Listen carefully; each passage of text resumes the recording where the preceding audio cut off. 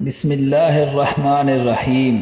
سب سے برکت والا نکاح اور شادی کے لیے جو بکھیڑے آج کل ڈالے جاتے ہیں، یہ کوئی دین اسلام نے ہمیں نہیں بتائے، بلکہ یہ سب بے دینی کا نتیجہ ہیں۔ اسلام میں تو سادہ اور کم خرچ نکاح کو پسند کیا گیا ہے۔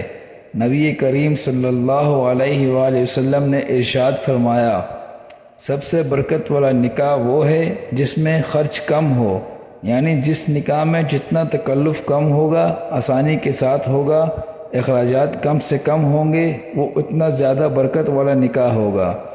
اس نکاح کی برکت سے میاں بیوی کی زندگی میں بھی خوشیاں آئیں گی، برکتیں آئیں گی۔ اس کے برعکس وہ نکاح جس میں طرح طرح کی رسومات اور خرافات ہوں، خلافت شریعت اعمال ہوں، مال و دولت کا ضیاع ہو، وہ اللہ تعالیٰ کی ناراضگی کا سبب بنتا ہے، اور اس کی بے برکتی اس نئے جوڑے کی زندگی پر بھی اثر انداز ہوتی ہے۔ یہی وجہ ہے کہ لوگ لاکھوں روپیہ خرچ کر کے بچیوں کو گھر سے رخصت کرتے ہیں، اور وہ دوسرے دن روتی ہوئی گھر آ جاتی ہیں۔ گویا نکاح کی جو اصل روح تھی وہ نکل چکی ہے، اور مردہ باقی رہ گیا ہے۔ قابل افسوس واقعہ، لاہور میں ایک صاحب کی بیٹی کی شادی ہونی تھی۔ اس نے 1 سال پہلے اس کی پلاننگ شروع کر دی، کارڈ چھپوائے اور بڑے پیسے خرچ کیے، حتیٰ کہ اس نے یہاں تک انتظام کیا کہ اس نے بارات کے ساتھ آنے والے ہر مہمان کے گلے میں 1000 روپے کا ہار ڈالا، اور وہ برتن جن میں باراتیوں نے کھانا کھایا وہ پتھر کے بنے ہوئے انمول قسم کے برتن تھے۔ وہ برتن اس نے خود بنوائے تھے۔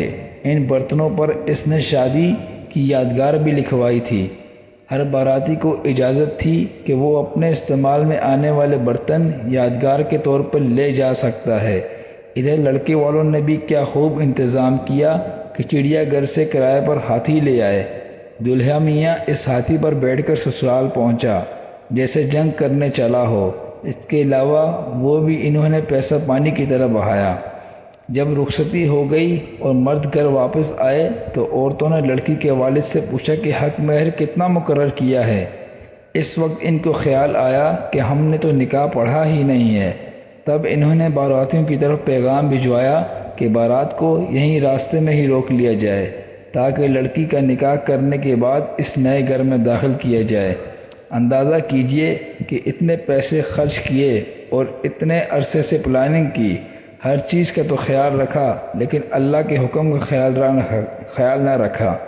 یہ دین سے دوری کا نتیجہ ہے۔ آج ہم نے طرح طرح کے رسوم و رواج کو نکاح کا حصہ بنا دیا ہے، جس کی وجہ سے نکاح کرنا بہت مشکل ہو گیا ہے۔ لیکن یاد رکھیں، جہاں نکاح سستا ہوگا وہاں زنا مہنگا ہوگا، اور جہاں نکاح مہنگا ہوگا وہاں زنا سستا ہوگا۔ شریعت نے ہمیں یہ کہا کہ تم نکاح کو عام اور سستا کرو تاکہ لوگ آسانی سے نکاح کر سکیں۔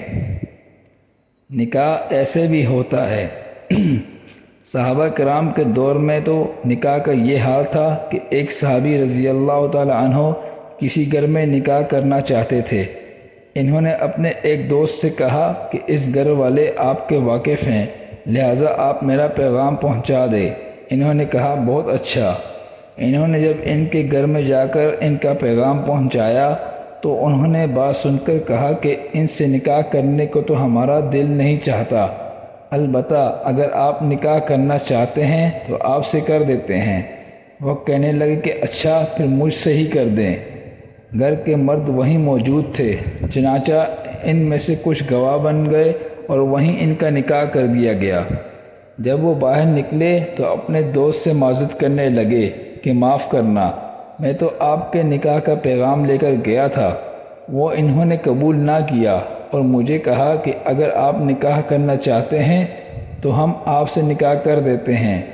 چنانچہ میں نے کہا کہ ٹھیک ہے، میں نکاح کر لیتا ہوں۔ آپ اس سوچ میں تھے، مگر میرا نکاح ہو گیا ہے، لہٰذا میں معذرت خواہ ہوں۔